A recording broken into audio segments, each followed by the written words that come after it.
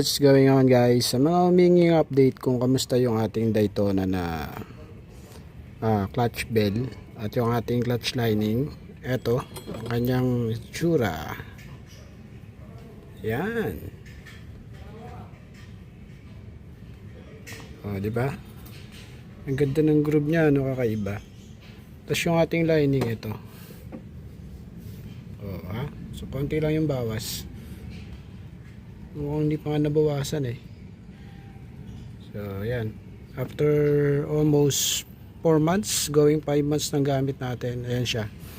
At wala pa rin tayong tracking. Nag-upgrade na nga pala ako rito ng 1.5 na center spring at saka 1.5 na clutch spring. Ngayon magpapalit ako ng bola na straight 10 kasi feeling ko kulang yung bigat dun sa ating pulley. So dito na rin pala yung ating pulley set. So yun lang guys, thank you at update ko kayo. Ayan, nagpa-engine refresh na tayo pero yung block natin ay 59mm na tayo na TRF.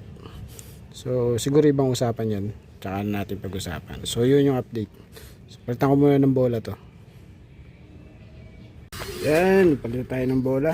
So medyo nabigat tayo ng konti. Combination tayo ng 10 grams at 9 grams. Ayan.